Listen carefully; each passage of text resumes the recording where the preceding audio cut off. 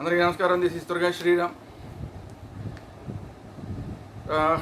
రోజా గారు చాలా రోజుల తర్వాత మొత్తానికి నోరు తెరిచింది తిరుమల విషయంలో. ఈవిడ మంత్రిగా కూడా పనిచేసింది.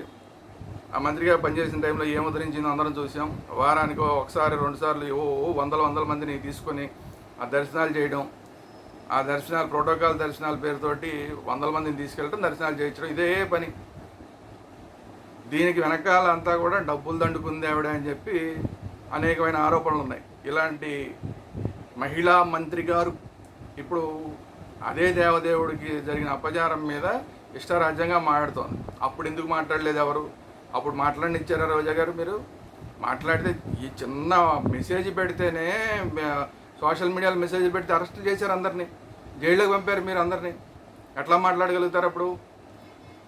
అప్పుడు పూజారులు కూడా అన్ని విషయాలు తెలుసు, కానీ పూజారులు అందరూ మాట్లాడలేపారు. కారణం ఏంటంటే వాళ్ళు ఉద్యోగాలు ఓడగొడతారు. మీరు ఆల్రెడీ అప్పుడు సీఎస్గా ఉన్న ఆయన్ని ఒకసారి మీరు అలాగే పంపించారు, శర్మ గారిని. ఆయన ఇమ్మీడియట్గా ఎక్కడికో శంకరగిరి మాన్యాలకు పంపించి ఆయన ఎక్కడ ఉన్నాడో తెలియకుండా చేసి అక్కడ రిటైర్ అయ్యేలాగా చేశారు.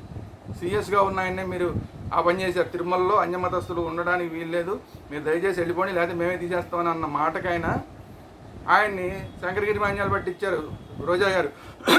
ఎలా మీరు భయభ్రాంతులను చేశారు.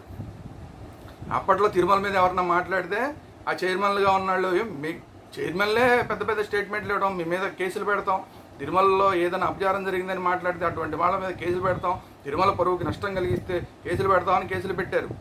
మీరు చేసే దొంగ పనులన్నీ సమర్థించుకోవడానికి పోలీసు వ్యవస్థని అడ్డం పెట్టుకున్నారు.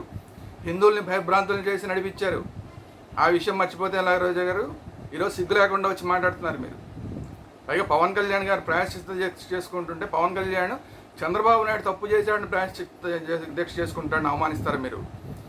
ఒక హిందువుగా, భక్తుడిగా, ఒక దేవదేవుడి భక్తుడిగా ఆయన ప్రాయశ్చిత్త దీక్ష మిగతా అందరు భక్తులతో కలిసి చేస్తుంటే రాష్ట్ర వ్యాప్తంగా కాదు ప్రపంచవ్యాప్తంగా భక్తులందరూ కూడా ప్రాయశ్చిత్త దీక్షలు ఇళ్లలో చేసుకుంటున్నారు.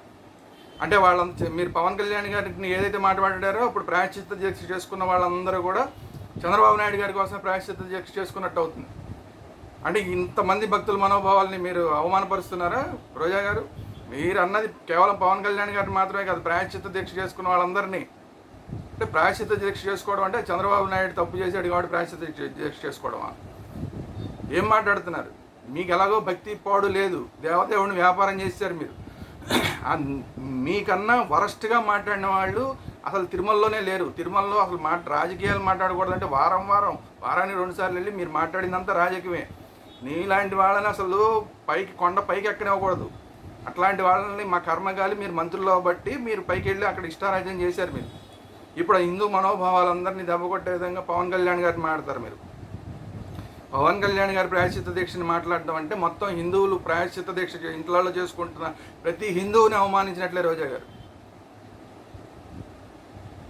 కాబట్టి ఇమ్మీడియట్గా రోజా గారు వాగిన వాగుడికి, చేసిన తప్పుడు వ్యాఖ్యానాలకి ఇమ్మీడియట్గా రోజా గారు హిందూ బంధువులందరికీ, హిందూ భక్తులందరికీ, దేవదేవుడి భక్తులందరికీ, ఆ వెంకటేశ్వరుడు భక్తుడు, గోవిందుడు భక్తులందరికీ కూడా, బాలాజీ భక్తులందరికీ కూడా క్షమాపణ చెప్పాలి.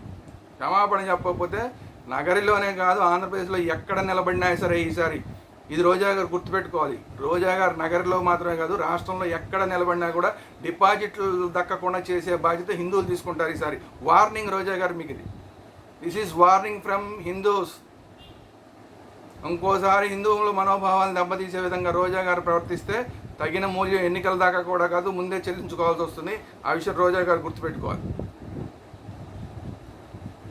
ఇది రోజా గారికి సంబంధించిన అంశం. సో ఈ వీడియో కనుక మీకు నచ్చినట్టయితే ఒక లైక్ చేయండి. హిందూ మనోభావాలని రోజా గారు దెబ్బతీస్తున్నారు అనుకుంటే మీ కామెంట్స్ వెళ్ళిదేండి. లేదు రోజా గారు మాట్లాడిందే కరెక్టు, హిందువులందరూ కూడా పనికిమాలినాళ్ళు ప్రాయశ్చిత్త దీక్ష చేసుకోకూడదంటే పోనీ అదే మీ అభిప్రాయంగా కామెంట్స్ రూపంలో తెలియజేయండి. ఎవరేంటనేది ప్రజలు నిర్ణయిస్తారు. పార్టీలకు సంబంధించిన అంశం కాదు ఇది దైవభక్తికి సంబంధించిన అంశం, హిందూ ధర్మానికి సంబంధించిన అంశం. ఆ విషయంలో కూడా నోటికి వచ్చినట్టు మాట్లాడతాం, కామెంట్లు చేస్తాం అంటే ఆ కామెంట్లు కూడా మీరు చేయండి, నాకేం అభ్యంతరం లేదు. సో కామెంట్స్ ఏదైనా కూడా కామెంట్స్ చేయండి, నాకేం అభ్యంతరం లేదు, కామెంట్స్ చేయండి. ఇప్పుడే కనుక మన ఛానల్ ఫస్ట్ టైం చూస్తుంటే సబ్స్క్రైబ్ చేయండి. అదేవిధంగా ఇంతకు ముందు నుంచి కూడా మన ఛానల్స్ చూస్తూ కూడా ఇంకా సబ్స్క్రైబ్ చేయడం మర్చిపోయి ఉంటే కనుక ఇమీడియట్గా సబ్స్క్రైబ్ చేయండి. ఒక సబ్స్క్రిప్షన్, ఒక లైక్, ఒక కామెంట్. Thank you.